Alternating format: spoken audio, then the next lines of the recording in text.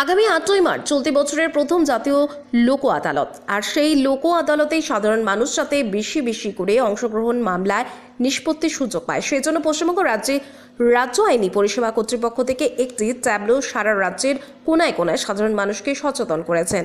আর আপনারা দেখছেন সেই চিত্র এন নিউজ লাইভ এক্সক্লুসিভে। বৃহস্পতিবার সকালে মুর্শিদাবাদ জেলা আইনি পরিষেবা কর্তৃপক্ষের চেয়ারম্যান জেলা জজ পার্থ প্রতিম চক্রবর্তী ও জেলা আইনি পরিষেবা কর্তৃপক্ষের সচিব অদিতি ঘোষ ট্যাবলোর শুভ সূচনা করেন। এই ট্যাবলো মুর্শিদাবাদ জেলার বিভিন্ন প্রান্তে ঘুরে ঘুরে কোন কোন মামলা নিষ্পত্তি সম্ভব সাধারণ মানুষকে অবগত করা ও জেলা আইনি পরিষেবা কর্তৃপক্ষের লিফলেট বিলি করা।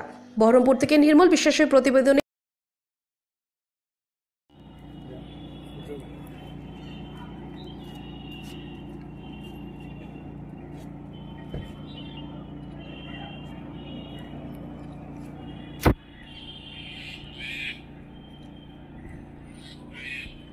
মানুষ পাবে আইনি পরিষেবা কাদের মধ্যে দেখুন, এটা একটু বিস্তারিত, সেটা আপনাকে এই মুহূর্তে পুরোটা বলা মুশকিল, কিন্তু মহিলারা পাবেন, যারা ধরুন কোনো অপরাধে অভিযুক্ত যারা, তারা অবশ্যই পাবেন, এবং যাদের একটা আমাদের আইনি পরিষেবা পাওয়ার ক্ষেত্রে পুরুষদের ক্ষেত্রে যেটা যে তাদের একটা রোজগারের একটা উচ্চসীমা নির্ধারণ করা আছে, তার থেকে কম যারা বাৎসরিক যারা রোজগার করেন তারা পাবেন।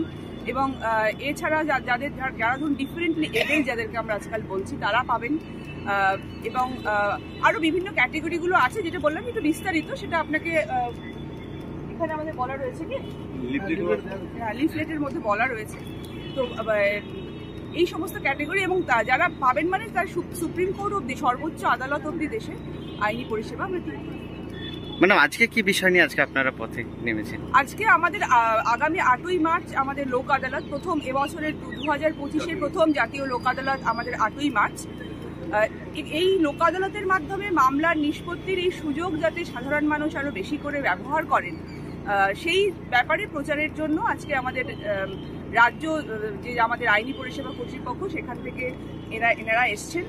সাথে আমাদের প্রচারের একটা গাড়ি রয়েছে, যেটা রাজ্যকেই এসছে, রাজ্য আইনি পরিষেবা কর্তৃপক্ষ আমাদেরকে দিয়েছেন।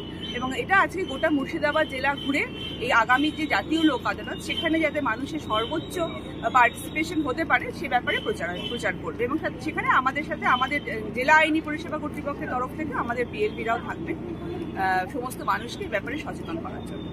ধন্যবাদ ম্যাডাম।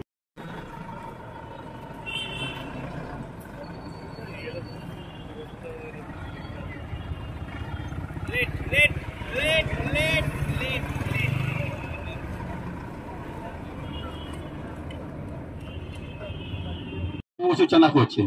সঙ্গে রয়েছেন মুর্শিদাবাদ জেলা আইনি পরিষেবা কর্তৃপক্ষের মাননীয় সচিব বিচারক শ্রীমতী অদিতি ঘোষ মহাশয়া। ধন্যবাদ আমাদের জেলা বিচারক সাহেবকে।